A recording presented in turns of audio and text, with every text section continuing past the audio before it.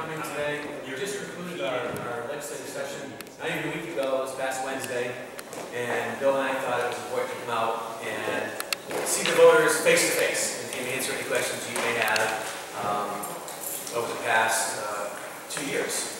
And you got to kind of give us a break a little bit because this is our first town hall together. We love New Hartford so much. We said we're going to break into town hall tour right here in New Hartford. So we're going to work out the kinks tonight.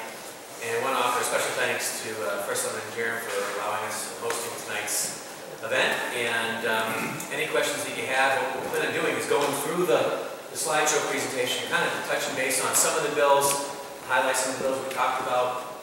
And you're going to get actually a unique perspective tonight because I'm previewing the slides. I know Bill and I didn't vote the same way on a couple of those, so you get to hear the reasons why we didn't. And you also get to hear why perspective from a Senate chamber versus a House chamber, what the debate entailed, and maybe the reason why we voted for or against the bill. So that's all I'm going to say. I'm going to turn it over to Representative Bill Szymanski for some opening remarks, and we'll get started. Yeah, I'm excited to be here. This is like one of my favorite towns. I was talking before that I came up from New York almost 25 years ago, and I moved to New York because that was close to a place where I worked. But now, as I travel around, I have to do it all over again. I tell you, I've been really thinking that New Hartford, this is kind of a really great place. I really like this town here. But Kevin kind of hit it. In order for a bill to get passed, it has to get through the House and get through the Senate. Some bills originate in the Senate, they get passed there, they come down to the House goes up to the Senate, vice versa. And several of these things here, really were debated a lot differently in each of the chambers. And a lot of bills, unfortunately, didn't make it because they either didn't get passed out of the House or they didn't get passed out of the Senate. So for something to really become a law, a bill has to get through all chambers. So with that said, I'll let Kevin take over. Right. And it's so appropriate that the first slide we're going to talk about is the state finances of our budget. And as most of you have just, last night in Hartford, I know Kim, we did our referendum yesterday, passed our budget. We're going to give you kind of an overview of where we stand at the state, from the state's perspective. On January 5th, 2011, both Bill and I and Governor Malloy and everybody kind of got sworn in. That was our opening day of session.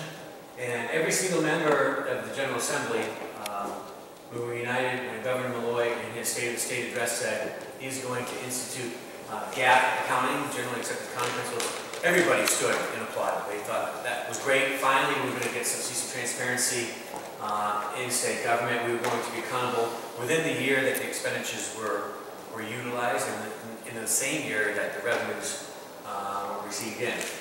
So you can kind of follow along. I'm not going to read to you because you can read that behind me. So what happened was while we were going through the budget, the government had a plan and said, well, I'm going to have some shared sacrifice. And we're going to split it because Governor Malloy didn't believe that the state budget could be balanced by spending cuts alone. So he said, I'm going to make it an even. It's sharing. I'm going to go to the state employees, the state employee unions, and I'm going to ask them for $2 billion in tax cuts and savings. And then I'm going to go to the taxpayers and say, I want $2 billion in tax increases. There was some negotiations. Basically, the legislature, that's what the governor proposed. As the old saying goes, the governor proposed that the legislature disposes. So the legislature didn't want to swallow that. They said, absolutely not, we couldn't do that to the state employees. So what came down to was a $1.6 billion in anticipated concessions and $1.8 billion in tax increases. From that, there was, the Republicans kind of made a of that because there really weren't hardcore identified tax cuts or programmatic cuts that were identified. It was, these are anticipated cuts, they're out there, we'll find them. We'll have an employee concession box, a suggestion box, and I'll have my administrators find what we need to find. So, because of that, in Moody's in this past year downgraded our rating because we didn't find the savings that the suggestion box was supposed to find. Secretary Barnes at OPM basically came out last week and said he's closing the suggestion box because without any accounting, because he never tracked what the savings were or anticipated what they might have been. I said last night at my convention, that's easy. It's 0 multiplied by anything is 0. I don't think there was anything. I think part of the thing that the governor had in his plan that he was going to capitalize on was the new state employee health care plan, where you had to go and sign up. You had to go for a yearly annual physical. You and your dependents had to go for 2 checkups for dental.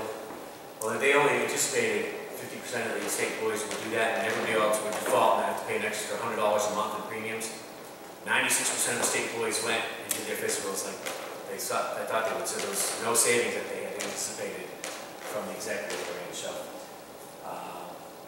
kind of put a dent in, and that works. So in April, we passed a bill last year that says that when OPM comes up with an estimate, and that's the executive branch, and then OFA, which is the nonpartisan branch of the state government legislature, they have to merge the two. So we can't say it's this or that. There's no fighting. They agree on it. And they agreed at that time that Connecticut is facing a $284 million deficit in this current fiscal year. So what happened was we borrowed money to pay off the debt in the last little bit of budget a couple weeks ago. When I say we borrowed money, what happened was that built into the budget, we were going to make expedited payments on our outstanding debt, and that would have reduced our debt by a year, what we borrowed. Instead of paying the debt off that was budgeted, we took it to pay operating expenses. So it's not going to be paid off earlier than we had anticipated. So kind of that's where we are. Next year, fiscal year 13, we've increased spending by $366 million. It's a lot of money. Part of that we'll talk about a little later on the next slide. So I'll talk to you about the budget where we are now. So we do have a balanced budget at this stage. We'll go to the next slide. And, I think you have all this. I'm not going to read to you, so we'll go on to the next slide. Do you want to have another education bill? Okay, so the education bill. I voted against it, and I think Bill voted for it. And I'll tell you the reason why I voted against it. It was Friday night. It was about 5 minutes after 12, midnight, and we got the 188-page bill handed to us. I said, okay, just so you know, we're voting on it at 1 a.m. So I said, well, we only have like 25 minutes. So I kind of found a corner. I started flipping through it and reading it and jotting down some notes, and we ended up voting on the bill about 3:45 in the morning, I think. And I had only gotten to about page 79. So I didn't feel it was appropriate for me to vote for something I didn't know was in the bill. So I voted no. I said, I can't support it because I actually don't know everything that's in it. I know what's in the first 77 or 79 pages, but I couldn't tell you what was in the remaining 110 pages. And one of the things that I saw on the bill, which disturbed me, and I had an amendment drafted, and I didn't get a chance to call it, was the fact that they were going to standardize all of the accounting for the Board of Education across the state. And my feeling is not every shoe size, not one size fits all. And I gave the example that, what about, why should the state tell boards of education how to spend money that is not reimbursed at all from state dollars? For example, in my hometown of Canton, we have a capital improvement plan or budget that the Board of Education picks their projects. They take that out of their budget and they run that through the Board of Finance budget. But if the State Department of Education decides that once they adopt how every school is going to manage their money, you must adopt that style. So if they say you have to have capital improvement projects in your Board of Education budget, imagine if you want to do, if you have to have some major equipment purchases where you normally put it through, if you do it in your town through the Board of Finance, it's now going to roll through your Board of Education budget. And that's, I think, going to skew numbers. And I really think that's going to scare off taxpayers because in every municipality, the Board of Education budget is always the largest portion of the budget. And if we have to change the way you're doing your budgets now, I think it's going to be very difficult in the future. So I found that problem as an author of the amendment too. But I like a lot of things that are happening here.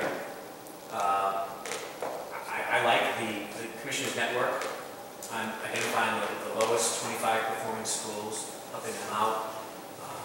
The government backed off, and I think appropriately so.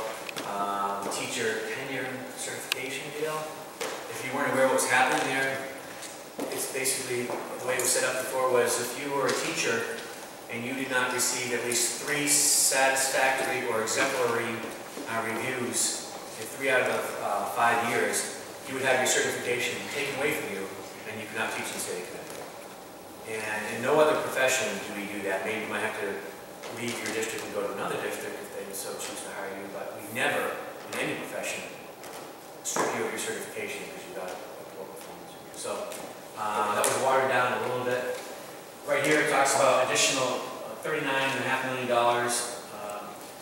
going to lowest performing schools, which leaves about $11 million for other schools. I checked from Hartford, you're going to get about another $23,000 in ECS monies. And then I asked how it was divvied up with Region 7, and that's not identified. And what's that? It all comes to. It all comes here, and then you'll have to do whatever you're. All comes to the respective town. Right. So it all goes to respective towns. I wasn't sure how the money flows, but New Hartford, Don, sorry, I didn't know if you agreed, but I thought that We was. were just talking about New Hartford. Barkhamsted. Barkhamsted. No, so I looked up what you said. I said, we're talking about Barkhamsted, but I didn't look up Barkhamsted's number, but I will email you tomorrow with Barkhamsted's number. But I know New Hartford's looking at an additional $23,000. We're getting 36,000. I would say that there's more than are you. Okay, we go to the next slide. So that's why I voted against the education. Did you want to speak on it? I just want to say, I voted for it because it was a good compromise between what both sides wanted. And the way it was projected to us and the way it was explained to us by our ranking members on the Education Committee, who actually got time to read, the 185-page bill, it was a good first step. And that's what a lot of this stuff here is pilot, to start something, to see how it works. It's not implementing something, saying you got to do it now. It's pilot programs to see how they work, to study them. Then if they work, we'll implement it. If it doesn't work, then we'll scrap it. So it's a good first step to education reform, and I don't think anybody can say we don't need education reform in the state. That's why I vote for it. I've got a question. With regard to all the publicity that came about with consolidation of different committees and commissions and so forth, for example, energy and environmental protection, was there any actual savings by doing that? No. Or perhaps it maybe even increased the cost? I don't think it increased the cost. From my perspective, you might have a different perspective, Kevin. It consolidated power in the hands of a few select people. We created these, kingdoms. And it didn't save any money because the people from, one department, they just merged all together. We didn't get rid of any middle layer executives. No layoffs. That's where the public was sort of really deceived, because it was put out that it was going to save money. Well, the thought would save money administratively for things, but remember, also out in the public was the CBAC agreement with the State Employees Bargaining Coalition that said, in exchange for this, I will agree to a no layoff clause for his 4 years. So, 4 or 5 years, I don't remember the number for it. So, that was out there in the public. But again, Bill was right. I don't, if there was a savings, it was minimal at best in the consolidations. The next big one that you heard a lot about in the press was the Sunday sales. Basically, it was watered down from the governor's version of what he offered for liquor reform in the state of Connecticut. I had never seen the Capitol building as crowded as it was that particular day. If you've never been to the legislative office building, there are 5 floors, and every single floor was packed wall to wall, full of people. At the package store, folks must have brought up 2,000 people at least in the building. And I wish I could put my video on it, so I will, I think, for the next town. But it was like a swarm of bees and ants crawling all over the place. And we couldn't even get into the hearing. We had to get the Capitol Police to escort us in there. That's how long it took. And I serve on the General Law Committee, which oversees liquor. And every single member of the committee stayed at night till 11 o'clock, almost with the exception of 2 members. And that is unheard of. If you've ever been to the Capitol and testified before, you know, slowly but surely the members start peeling off and they do other things. But that particular committee, everybody stayed. We started at 10 o'clock in the morning, we concluded at 11 o'clock at night listening to testimony. And it's permissive. It doesn't say a pack store has to open. But what it does is it allows, and I keep saying pack stores, but anybody who sells liquor. So it allows the sale of alcohol on Sundays from 10 a.m.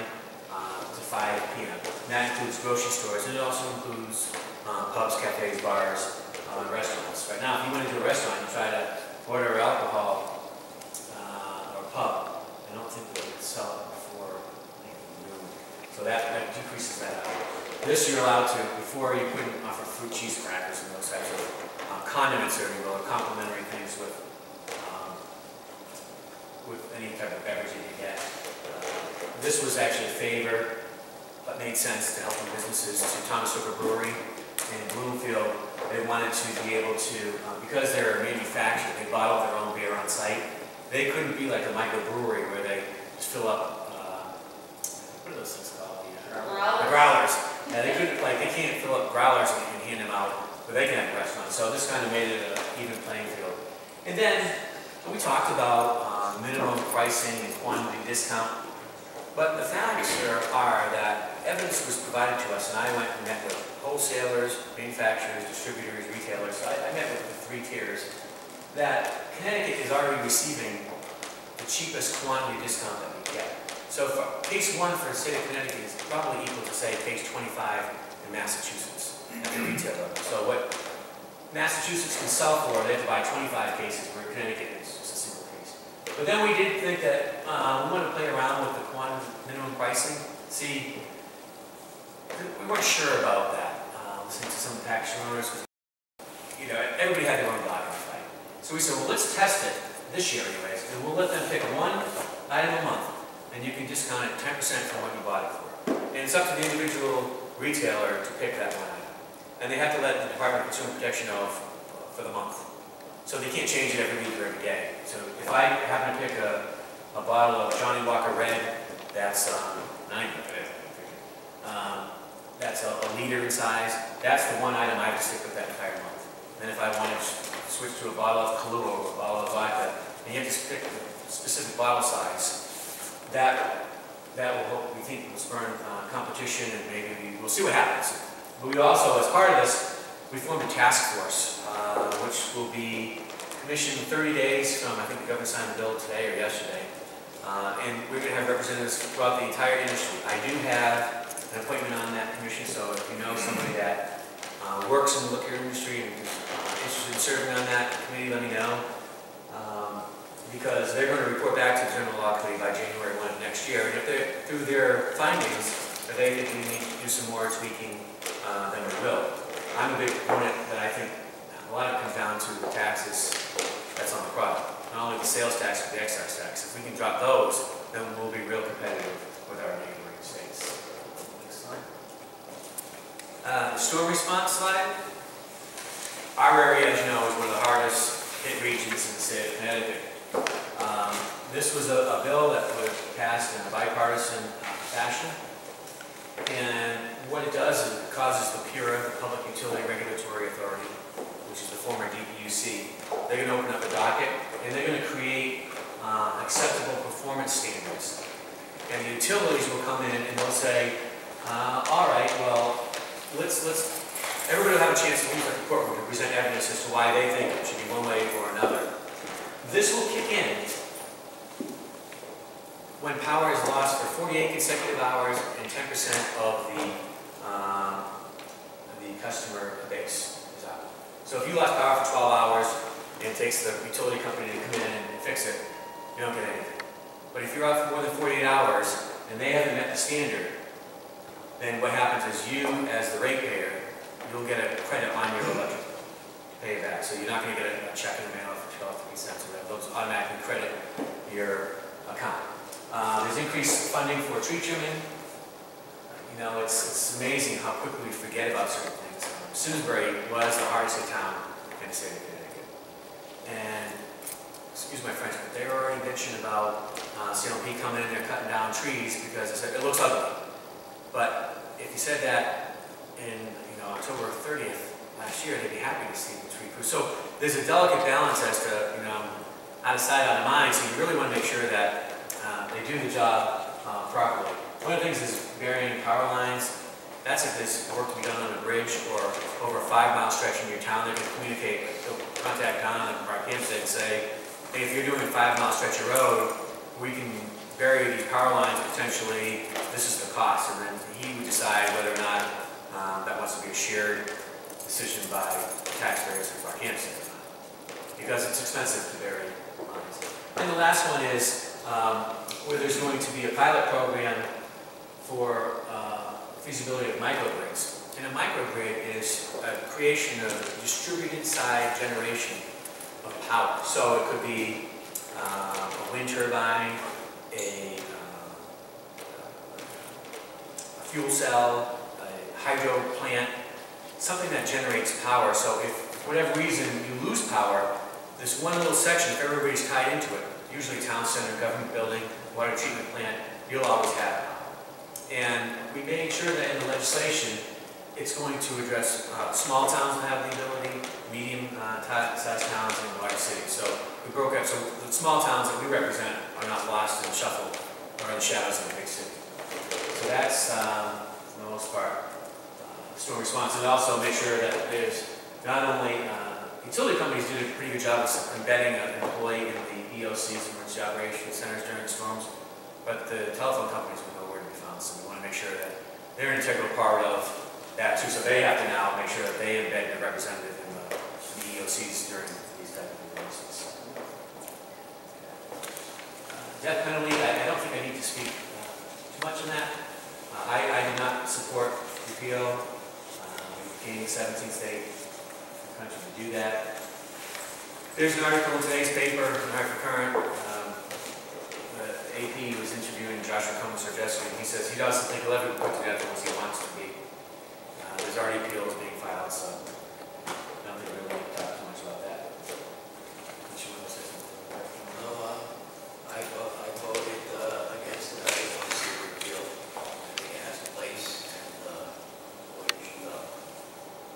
The red light cameras, that was when I pet those I hated. And, actually, I had my intern, I'm chairman of the internship committee, and when my intern arrived, they get assigned different projects. I said, your assignment is to find whatever you can, and that will help me kill that law. And go out there and find facts, find studies, see what we can do. And it never made it, because it finally came to light that it's really a revenue generator. And it's also a potential constitutional issue, because you have to prove your innocence by getting a ticket, and it's not that easy. There's horror stories of folks saying, I was leaving in the state, they got whatever they did, it's assigned to me, now I've got to run around and prove my innocence. And what happens is, if I was to give, Bill comes to the town of Canton, and he goes through a red light, or his car goes through a red light, and he's a registered owner, but he automatically gets a ticket, unless he swears in an affidavit that it was polygraph car. So then I write the ticket out to Polly. And then, so she says, that wasn't me, that was my husband. So she swears on an affidavit. It's a cat and mouse game, and there's never an ending to that. So it just absolutely made no sense. There's been cities where they've actually reduced the yellow light, the timing of the yellow light, and the federal law says it has to be at least 3 seconds. You can make it longer, but it cannot be slower or faster than 3 seconds, where some cities reduced it to 2 seconds. So they were catching cars going through the red light to generate money. In another city, the largest amount of citations given were right turn lanes. People actually came up, looked, they made the California roll through, it was safe to do so, but they got a violated red light came violation. So this was one of the most heavily lobbyist bills in the state legislature this year. I think over $200 million was spent on lobbying to get this thing passed. But the company wasn't doing it to make money. So you tell me how $200 million is spent on lobbying, but nobody's going to make any money. I'd just like to add the interesting thing about the red light bill, it was wanted by the big cities because they saw it as a way to make money. That would have got passed, except just before the legislative session, the NAACP came down against red light cameras. That's why it wasn't passed. just because the NAACP said they didn't want it. That's the reality. Who was that, this one? Question, about the red light bill. Now, some towns have these all over the place already. Like West Hartford, for instance, there's a camera on every intersection. So this bill would have made it mandatory for every town to have it? No, well, in West Hartford, they cannot cite violation. They can put it up there, but they can't enforce anything. So even though it says radar, speed radar, well, okay, I'm doing 100, you know, I mean, there's nothing you can do, because it has to be enacted by legislation, and we have not passed that state thing. So they have that as a deterrent. Right, and that was only for cities of what, 40,000 or more population? So it would have only affected the big cities, it wouldn't have affected the towns anyway. You're wasting their money. Okay. Medical marijuana, I voted against it. I did it last, I voted against it in the Judiciary Committee, and I voted against it here. The one good thing, the interplay between the two parties is this came out last session, and it was a very, very bad bill then, because it said you could grow five marijuana plants, and you can, if you got a doctor to prescribe medical marijuana, you can legally have it. But didn't make any provisions for where do you get it.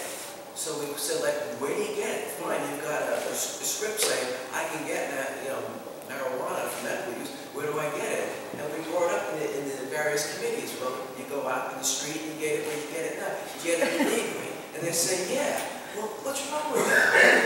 And so this year, it's better in as much as there's a lot of strict controls here. And it's got to be, prescribed with the process. And it's by regulated pharmacists who will dispense it. But still, I voted against it. It's still 100% against federal law.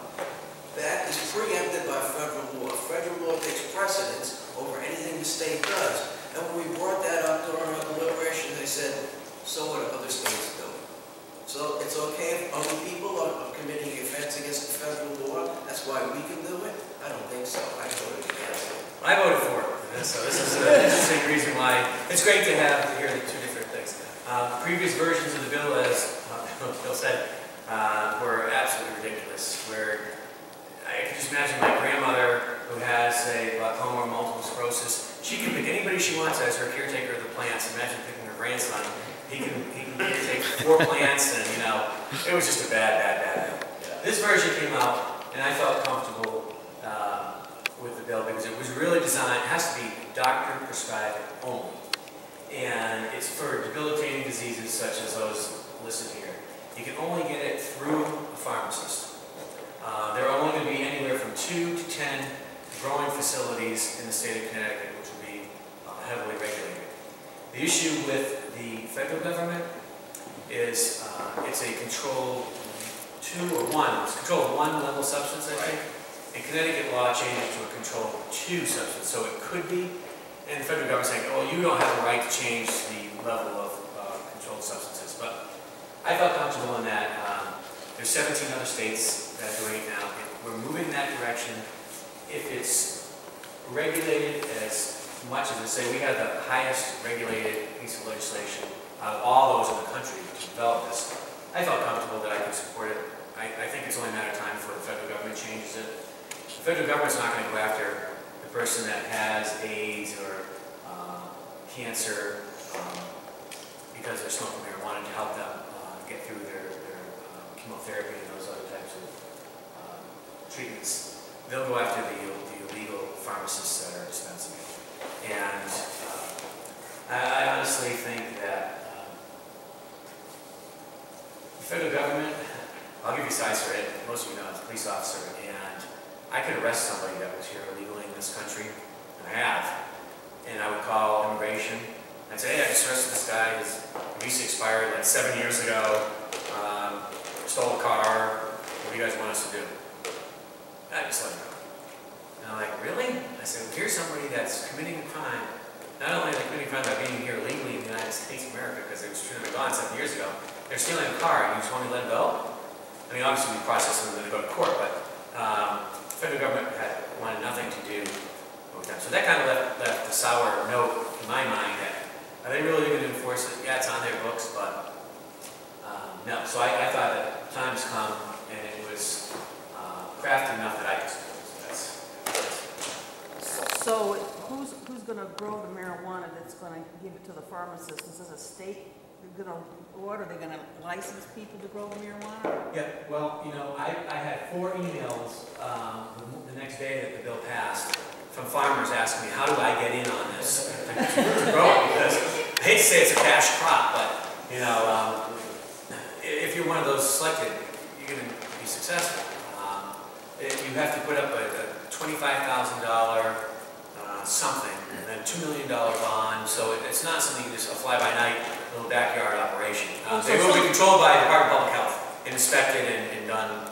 Okay, so private citizen doesn't, they get licensed by the state to officially grow it for Correct. these special permits? I think there'll only be 6 of them that will be licensed, 6 to 10 max. Yeah, so 2 to 10 was the legislation, so I don't know where they're going to be yet. What was the body? The Department of Public Health will oversee the licensing of the farmers. Yes. And of course, we get to tax it, right? Yes. Yeah. Oh, good. Racial profiling, I think it has unanimously. One person voted against it in the House. It almost passed, near unanimous in the Senate. I vehemently opposed it, and I'll tell you why. I think this is going to harm law enforcement. It's going to put a damper on public safety. What happened was, years ago, there were 2 complaints of racial profiling. One was by Senator Alvin Penn. He got stopped one night after a legislative session down in Trumbull. And something happened. I don't know if he was given a ticket, but he came back to the Capitol the next day and says he was stopped because he was white. And it shouldn't be right, something has to be done about that. So the legislature at the time, 1999, passed the Alvin Penn Racial Profiling Prohibition Act. 2 years later, they said, well, let's collect the data and see what happened if we have racial profiling in Connecticut. And they deemed there is no racial profiling in the state of Connecticut, so we're not going to do this anymore. Well, he was upset, and you know, being a senator, you carry a lot of weight, power, so I said, well, why don't we just have to keep collecting the data? And this time, we were going to send it to the African American Affairs Commission. So the local police departments had to continue collecting motor vehicle traffic stop data. And they'd send it in, but then they'd never hear anything back. Because the African American Affairs Commission said, well, we don't have any staff to analyze the data. So slowly and surely, the police department said, well, if you're not going to do anything with the data we're sending you, we're just not going to send it to you anymore. So it came down to just a microcosm of departments were sending in the data. And then there was an issue in the town of Avon where they had an African American officer. He filed a racial profiling complaint. And that went through the courts, and the courts found that there was none in the town of Avon. So that's all we had. So now this bill comes before us and it says that any time a police officer stops a car, you have to guess the person's race, you have to guess their ethnicity, I think religious background, you have to guess their religious background. And then after even if you give the person a verbal warning, if somebody this is clicker or ticket week, starts I think tomorrow. So if you're driving down the street and you don't have your seatbelt on, and I ask for your license and registration, and I said, no, he said, I just took an ox, I was getting along in my back pocket. I'm going to give you a verbal warning, but then I have to give you this little piece of paper that has my name, my badge number, when I stopped you, where I stopped you. I think that you're a white male, probably non-Hispanic, and I have to guess your religion. And by the way, if you think I'm profiling you, here's a way to make a complaint against me. This is on the back of your ticket.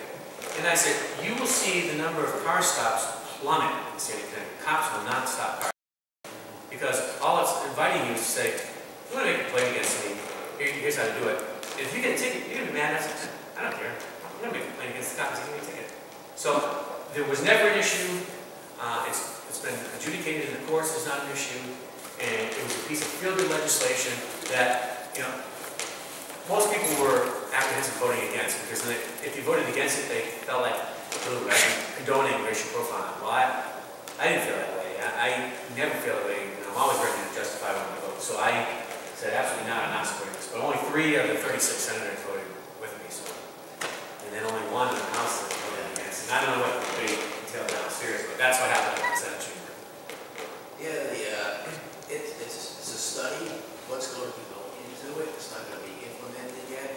And there were questions like, when you stop, person's sexual preference is one of the things that should be covered on the form. How do you figure that out? So we're gonna have conversations like, how do you know what a person's sexual preference is?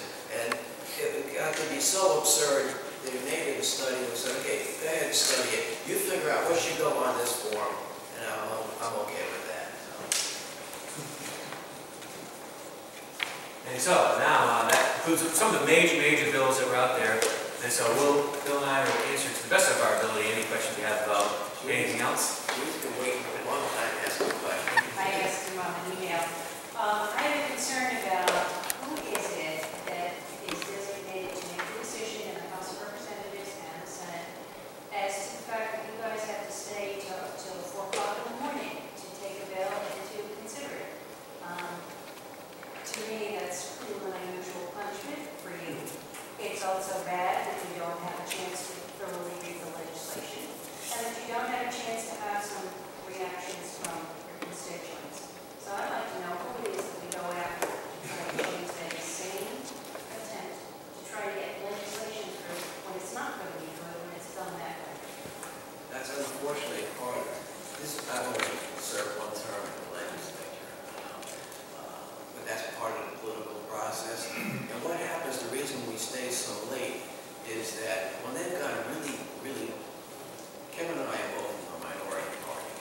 So when the majority party has a bill they want to bring up that's really bad, okay, let's take, for example, forced unionization of daycare providers and home health aides. They don't bring that up until after 6 o'clock. Why do they bring it up after 6 o'clock? All the news people are gone home. They've got to make their deadlines and their press deadlines. So then they can bring it up because there's no press people to see what the debate is really all about. And then they bring it up late too because they figure that we're not going to debate it. We're not going to bring up any amendments. We're tired. We want to go home. We want to go to sleep. That's not serving our constituents. We'll debate it to death. We'll bring up all the appropriate amendments that we think should be brought up. And we'll force a roll call vote on the amendments too, so that we'll on record, this was a really good amendment. You voted against it. You explained to your constituents why you didn't, vote for something that would be to their benefit. Rather, you voted for special interests. So that's part of the process. They bring stuff up late in the hopes that the press will be gone, nobody will cover it, and that we'll be too tired that we won't want to debate it. For us, we did good service to our constituents. We're going to debate it. We're going to bring out all the issues. We're going to get them on record how they appropriately voted. So that's part of the process there from my perspective. But who makes that decision? Generally, the schedule of the calendar was decided by the Speaker of the House and the Majority Leader of the House, and the President Pro Tem of the Senate and the Majority Leader of the Senate. However, in the last few days, there's a lot of horse trading that goes on. There's some bills that one chamber wants, the other one chamber wants, and this year there was actually witnessed a breakdown on the Democratic Party side. Every year, Senate Democrats have what's called SB1, Senate Bill Number 1, and that's their big promo bill that they want to showcase. Well, Chris Donovan, the Speaker of the House, had his big bill he wanted to pass, which is the minimum wage. The Senate had a jobs bill, so we passed upstairs in the Senate, went down to the House of Representatives passed the minimum wage, and there was not enough votes in the state Senate to pass the minimum wage bill.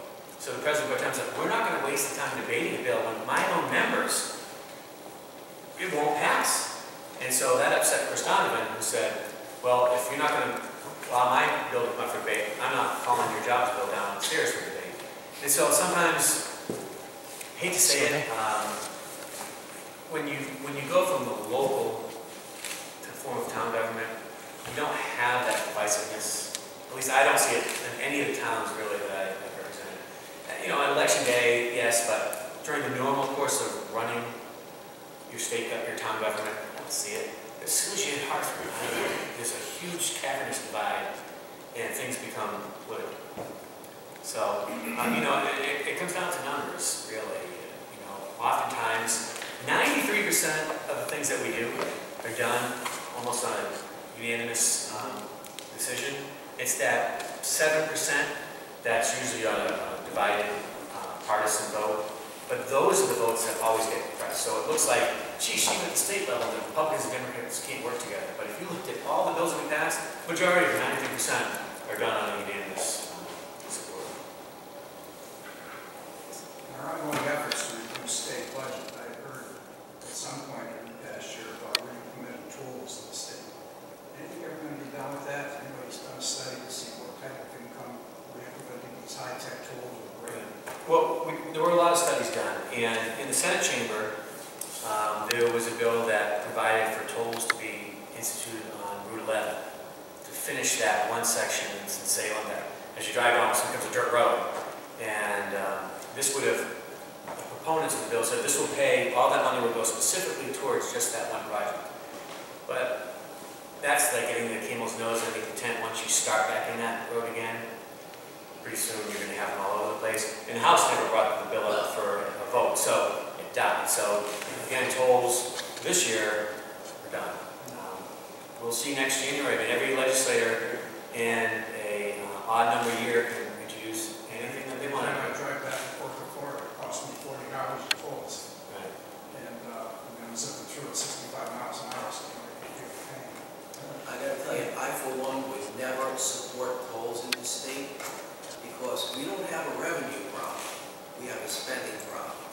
If we put tolls on the roads, that money's not gonna go to the roads, it's gonna go to the general fund and be spent however they want to do it. It's not gonna bring down the deficit, it will give them more money to spend. So I will never vote for tolls. Yeah, I had a question in regards to this budget.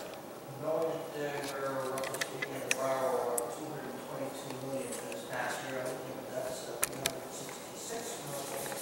I'm guessing 366 is there's an increase. If the revenues don't increase, it's hard to say. Maybe we're looking roughly at half $500 million in shortcomings. So, I mean, if this trend continues, that's for 2013, 2014, what does this administration look at as far as, again, getting to a balanced budget? More taxes?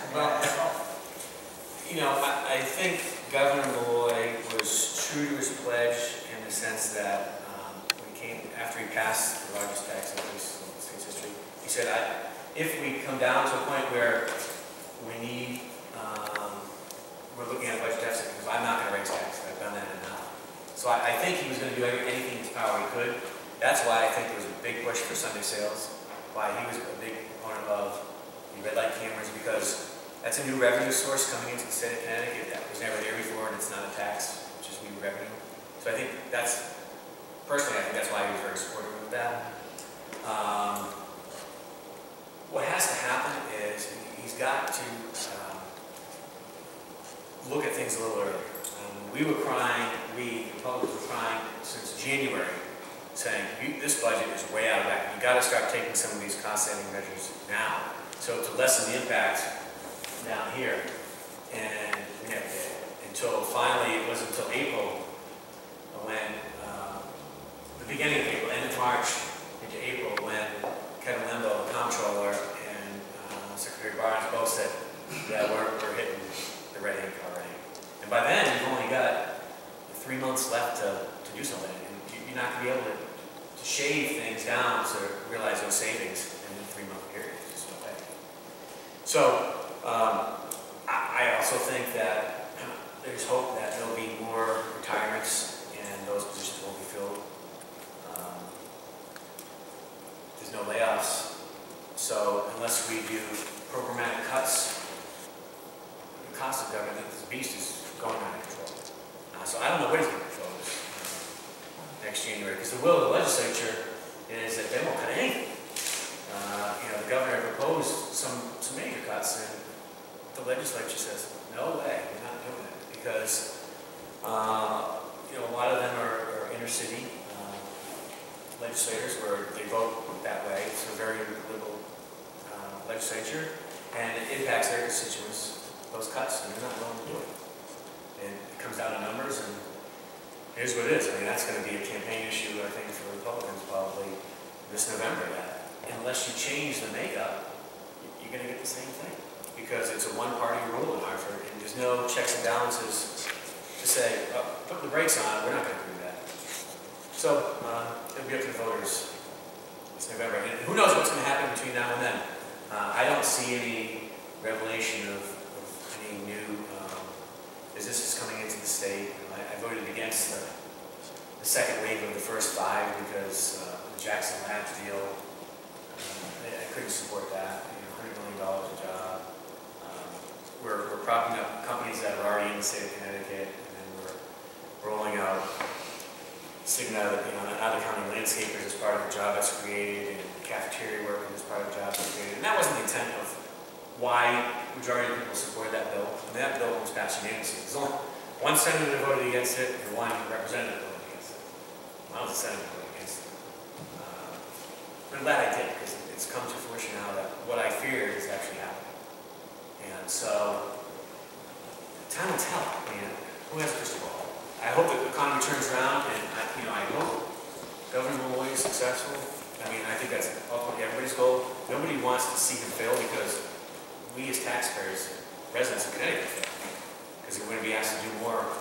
It's tough as it is. So I hope he's successful, and I hope that we get to a point where we can start reducing taxes. He is talking to his department heads, saying that he really doesn't want to increase taxes, and if you gotta get savings someplace, he's talking to his department heads, like any business person would do, and saying, we gotta consider cutbacks here. So he's acting like a businessman as far as that aspect goes. Maybe that's what he's saying. The legislature's the problem, one of the major problems, because he gets whatever he gets as a budget to manage. He has a big influence, but it ultimately goes down to the legislature. Just, I guess to find out when there is, in reality, there's no clear-cut plan on that. No. We won't know until we go back in January, and we will get the call back if it gets to a point later on in the year, we're done. I mean, we have to go back one more time to do the implementer bill. And the implementer is the different parts of the bills that drive the budget. This is where what are called rats are found. And I fully anticipate finding a rat in there. And so we'll see. And because it's usually all numbers and just a couple of word sentences, and it's pretty voluminous, that number. I just looked over down and it reminded me of some of the things what happens when we have breakdowns. Park Hempstead had a land conveyance bill that they absolutely desperately had to have passed. And generally that's always done by bipartisan support, 100%, because every town puts in things that the state agrees to convey this portion of land over. Well, they have a well in Park Hempstead that is not suited for its purpose, and they need a new piece of land to get to that. Everybody agreed to it, but what happened was somebody down in the House of Representatives had a big stick up there, and killed the bill. So all the towns now suffer, and that's something I've been sharing with Don that we can't do it in a special session.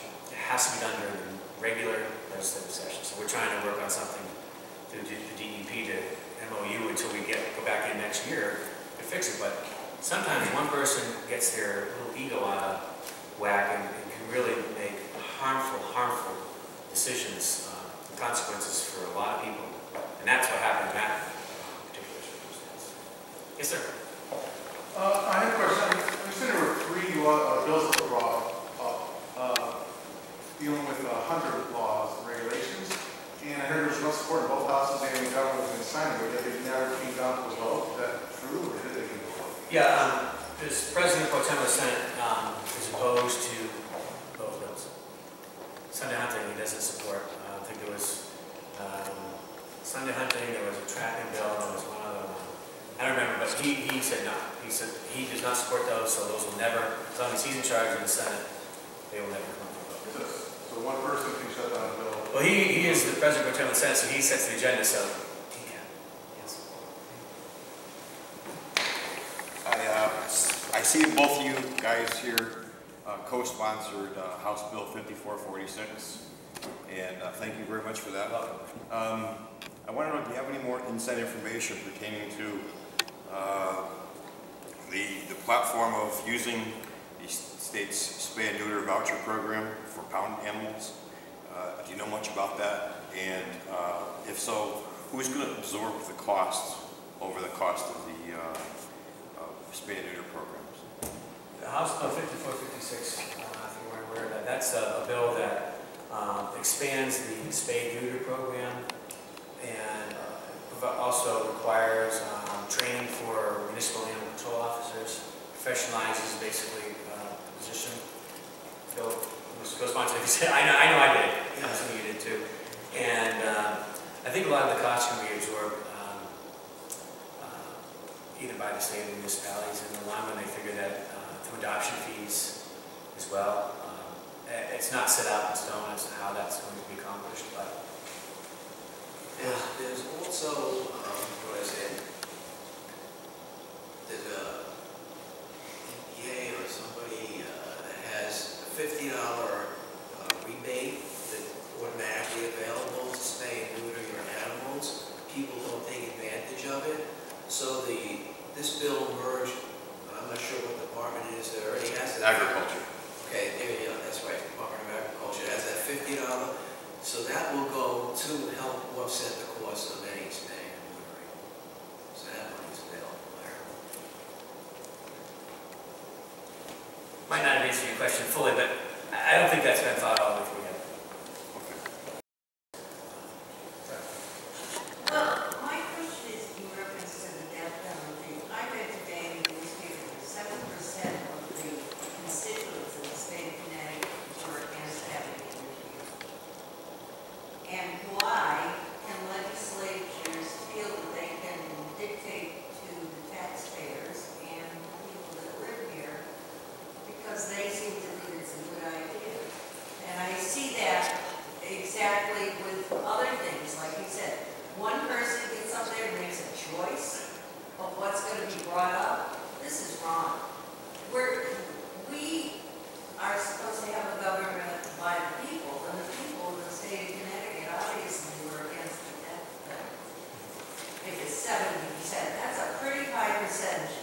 If it were something like 48 and 52 or something like that, that's a little more understandable, where someone might feel they have to make a choice. But to vote against constituents is all wrong. And to go ahead and say, I don't like this, so I'm not going to bring it up, that's not representing their constituents in a good way for the people of the state of Connecticut. And just remember that. You know, if that can get passed on to everybody else you're serving with, maybe we would have a better government in the state. Some people are one-issue voters. That's, they think that this is the most important bill to them. And I've been asked, how are you going to vote on this? And if you don't vote this way, I'm never voting for you again. But, we vote on thousands of bills. Well, a couple hundred would become law, but I know that's a major piece of legislation, but, I guess you always have a ballot box if you really test how the person voted, but you've got to put things in somewhat of perspective. Unless we've elevated the death penalty up to here and everything else is way down here, how did they vote on taxes? How did they vote on education? How did they vote on social service programs? How did they vote on housing, elderly issues? I mean, all those things we might have actually contested one vote, but we like how they vote on everything else. That's up to you, the individual voters, to say, can I swallow the one vote on that even though I didn't agree with him or her because I like everything else, or absolutely didn't like it, so they're not getting my support in the next election. I mean, that's what we as, thankfully, have the right as Americans to do in a free society. Say, well, no, I like most of what they do, so I'll vote, or absolutely not, they're done. I won't support that ever again. So I think that's an individual weight that we carry around to say how important that was. And as far as Don Williams goes, percentage-wise, it just seems that there's a lot of things that have been passed. that came up on both chambers saying, 70% of people. And then the other argument is, we don't legislate by polls. That's, polls change. So, but I'm just telling you, it did come out, and If it were to go to a vote in the state, is what I'm saying. right. I doubt it would have been repealed. Well, the problem These is, people are supposed to be representing the people of the state. right, it would not have passed had it been sold that those two, the last two that were added to death row, will be committed to death. And And that's how they were able to convince some legislators to flip their vote. Because normally they were opposed to repeal, but they said, well, as long as Stephen Hayes and Josh Sarjewski are going to see the death penalty, then I'll vote for it, as long as it's prospective, meaning from this point forward. But anybody listening to the debate or any constitutional attorney would say, you can't do that. You can't punish one for the same crime and not everybody else after that doesn't have that same thing. So I think that'll be, we'll see. I mean, there's an appeal process going on already, from what I understand. We file it, then we'll have to go through the courts to see what happens. And as far as what happens, they have to manage the calendar. And while, again, being in the minority, and even in the majority, some of my good friends that are Democrats, they get upset because they can't get their bills called because one person has to manage in my chamber 36 people that want bills called. And he was elected by the body to manage the body, and so he has that right to pick and choose what bills he wants and what bills he doesn't. And he is a big opponent of really fishing game hunting type thing. So as long as he remains president of the Senate, they will not go. And so that's Even though they're throwing, the government, he's elected in that position, so. even though they're throwing money out the window, if they allowed Sunday hunting, that would bring in so many dollars into the state. Well, they want to do the pheasant tags and all that. And it doesn't make sense, but sometimes you just bang your head. You don't. There's no. I can't give you a better answer than that's just his right, and I don't support it, but he was elected in that position. On the death penalty, one of the amendments that was brought up, let the people from the state of Connecticut vote on it, let's bring it to a referendum. What's that? Got voted down. Well, it's 7:30, so we'll stay around for a couple more minutes if anybody has any questions, but I want to thank you for coming out and try to stick. Unlike the legislature, we stick to our schedule from the beginning and end, so thank you so much. We appreciate it.